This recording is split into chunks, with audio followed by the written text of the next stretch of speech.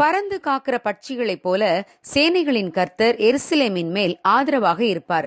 அவர் அதை காத்து தப்ப பண்ணுவார். அவர் கடந்து வந்து அதை விடுவிப்பார். ஏசாயா 31வது அதிகாரம் 5வது வசனம். எல்லோஸ்டோன் தேசிய பூங்காவில் தீ விபத்து ஏற்பட்ட போது அங்கு நடைபெற்ற ஒரு சம்பவத்தை நேஷனல் ஜியோகிராபிக் பத்திரிகை வெளியிட்டிருந்தது. அங்கே தீ பரவிய போது ஏராளமான விலங்குகள் மாண்டன. அந்த பூங்காவில் ஏற்பட்ட சேதத்தை கணிப்பதற்காக அங்கு பணியாற்றிய ஊழியர்கள் ஒரு குழுவாக போய் பார்க்க சென்றனர். ஏராளமான வனவிலங்குகள் அவர்கள் சென்ற இடமெல்லாம் செத்து கிடந்தன. அவர்கள் அவ்வாறு அங்கு ஏற்பட்ட சேதத்தை கணித்து கொண்டே சென்றபோது ஒரு மரத்தின் அடியில் ஒரு பறவை அசைவற்று கிடந்தது. அது உயிரோடு இருக்கிறதா அல்லது மரித்து போய்விட்டதா என்று பார்ப்பதற்காக ஒரு ஊழியர் தன் கையில் இருந்த நீண்ட குச்சியை வைத்து அதை குத்தி பார்த்தார். அது அசையவே இல்லை. மீண்டும் அதன் சிறகுகள் கிளறி பார்த்தபோது அதன் அடியில் இருந்து 3 குஞ்சுகள் உயிரோடு வெளியே வந்தன. அந்த பூங்காவில் பயங்கர தீ விபத்து ஏற்பட்டதை அறிந்த அந்த தாய் பறவை அது தன்னை காப்பாற்ற நினைத்திருந்தால் பாதுகாப்பான ஒரு இடத்துக்கு பறந்து சென்றிருக்கலாம்.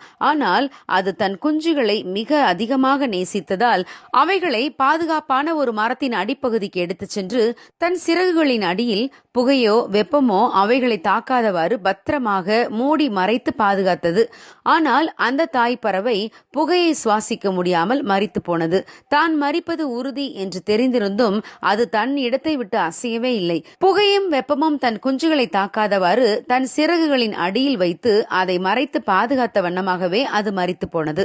ஆம் பிரியமானவர்களே, நம்முடைய தேவனும் தமது பிள்ளைகளை இந்த பறவைகளைப் போலத்தான் பாதுகாக்கிறார்.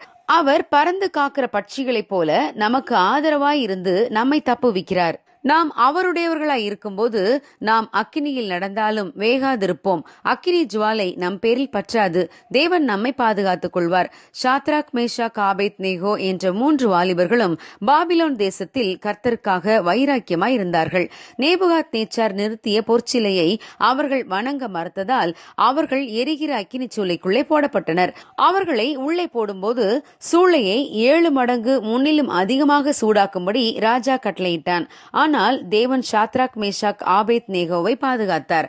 அக்கினிக்குள்ளே போடப்பட்டது 3 பேர். ஆனால் 4 பேர் விடுதலையாக அக்கினியின் நடுவிலே உலாவினார்கள்.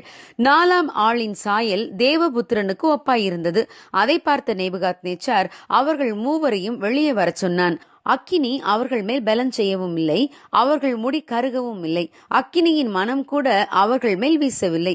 தேவன் அவர்களை தமது சிறகுகளின் அடியில் பத்திரமாய் பாதுகாத்தார். ஆம் பிரியமானவர்களே, நாம் தேவனுடைய பிள்ளைகளாக இருந்தால் தேவன் நம்மையும் எந்த தீங்கும் அணுகாமல் அவருடைய சிறகுகளால் மூடுவார்.